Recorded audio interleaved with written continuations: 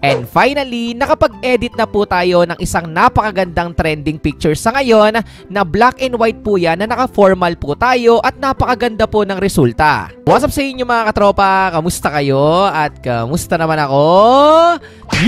So ngayon for today's video ay maganda na naman po yung pag-uusapan natin.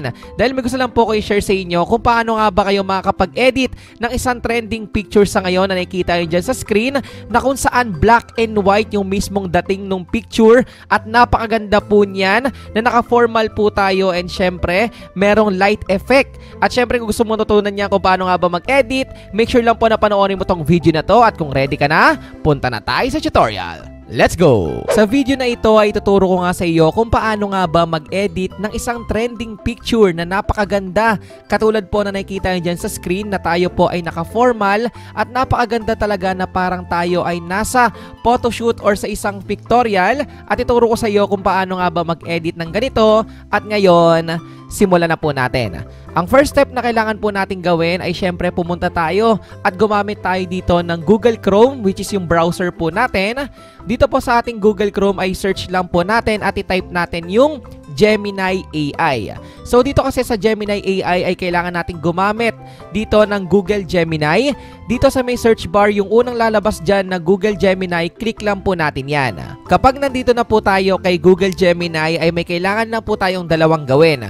Number 1 is may lalagay lang po tayo dito at itatype na prompt o yung mismong script na susundin ni Gemini at syempre yung plus sign dyan which is yung picture. So saan nga ba makukuha yon? So dito kung makikita ninyo, dalawa po yung mismong itatry natin ngayon. Meron po kasing pambabae and meron ding panlalaki. So take note hindi lang po isa yan, dalawa po yan, depende po sa mismong i-edit ninyo kung panlalaki ba or pangbabae. So dito itatry ko muna yung panlalaki. So dito kinapi ko na po mismo yan and syempre before natin yan ilagay dito, take note lang po na pwede nyo makuha yan, isend ko po yan sa inyo sa messenger po ninyo. Make sure lang po na i-follow nyo ako dito sa aking Facebook page na Steve Mart De Castro na meron na tayo as of now na 95,000 followers. I-chat nyo lang po ako dyan para masend ko po sa inyo yung kailangan nyo pong ilagay kay Gemini. At syempre, i-type nyo rin doon kung panlalaki or pambabae. So dito, pinis ko na po yung mismong kailangan dyan.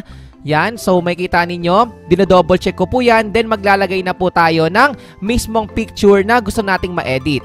So dito, click lang po natin yung plus sign, then pindutin lang po natin yung upload files. After po nyan ay may lalabas na po na option dito, i-click lang po natin yung nasa dulo na photos and videos. At syempre, dediretso na po yan dito sa ating gallery na kung saan pipili na po tayo dito ng picture na i-edit po natin. So dito kung makikita ninyo, ang pinili ko dito is yung maayos na picture na kung saan nakaharap po yan sa camera para mas maganda yung maging resulta.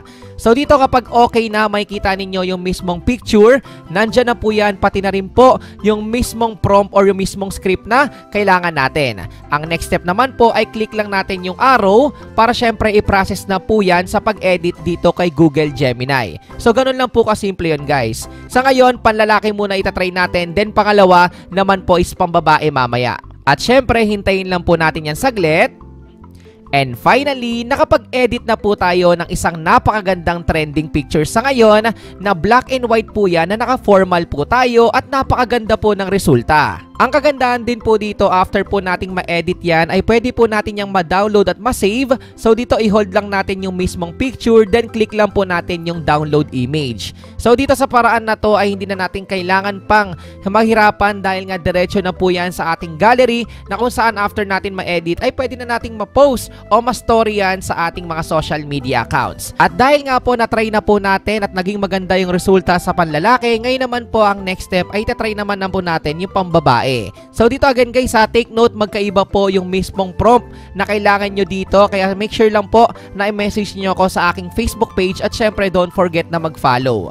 So dito, uulitin lang natin yung mismong ginawa natin nung una na kung saan kailangan nating mag-type dito. At syempre makukuha natin yan dito sa aking messenger. Ikakopy ko lang po yan, then babalik ako dito. So uulitin ko lang yung mismong process na ginawa natin kanina. So dito after ko pong ma-paste yan, ang next step is syempre maglalagay tayo ng picture ng babae. So dito ang napili natin, yan. Click lang natin dito yung photos and videos. At syempre, ang simpleng advice ko nga po sa inyo para mas maging maganda yung resulta at maging kamukha yung mismong nasa picture ay take note lang po na dapat nakaharap po siya sa camera. Kapag ganun po kasi is mas magiging realistic at mas magiging maganda yung resulta dahil kamukha niya yung mismong inedit po natin. At dahil okay na at kompleto na yung kailangan natin sa pambabae at may picture na rin, click na rin po natin dito yung arrow na nasa gilid. So dito sabi ko nga sa inyo, in less than 20 or 30 seconds ay napakabilis lang po mag-generate at ma-process yung i-edit natin na picture. At syempre sabi ko nga sa inyo is make sure lang po na maghintay lang tayo saglit, okay? So dito finally guys ay nakapag-edit na rin po tayo ng pangalawang picture na kung saan pambabae naman po yung trinay natin. Kung makikita ninyo ay napakaganda po talaga ng resulta. Malinaw po yan, hindi yan blurred at ang kagandahan dito is parang hyper realistic siya or napakaganda talaga. And syempre sabi ko nga sa inyo ay pwede po nating ma-download mismo yung picture na resulta na yan, then diretso na po yung papasok sa gallery po natin. Take note lang po at reminder, magkaiba po yung gagamitin nating prompt or script dito na pambabae at panlalaki. Kaya para maibigay ko sa inyo yan ay i-follow nyo ako sa aking Facebook page, message lang po kayo doon at syempre don't forget na i-remind nyo sarili nyo na maghintay lang po saglit dahil nga sobrang daming message po yung mismong nire-replyan ko. So dahil nga marami po kayo, kailangan lang po ng konting oras na paghihintay at syempre mare-replyan naman po kayo, okay? At para naman po doon sa marunong mag-copy-paste sa may pin comment section sa baba, ilalagay ko din po yan para hindi na po kayo mahirapan at mabilis lang po kayong makapag-edit. At ganun lang po yung simpleng steps na pwede mong gawin at sundan para makapag-edit ka na rin ng isang trending picture sa ngayon na black and white kagaya po niyan. And make sure lang po na nakaharap po sa camera yung mismong i-edit po natin para mas maganda yung result. Ayan lang po yung simpleng reminder ko sa inyo na lagi ko pong pinapaalala. At syempre kung ikaw ay may clarification, suggestions, or questions, ay pwede ka dyang mag-comment dyan sa may comment section sa baba. At syempre kung bago ka lang dito sa YouTube channel ko ay welcome na welcome ka. Pwede ka mag-subscribe at pinutin ang mahiwagang notification bell para sure at 100% sure na updated ka sa mga future uploads ko. You know, peace out, like, comment, subscribe. Peace! One love!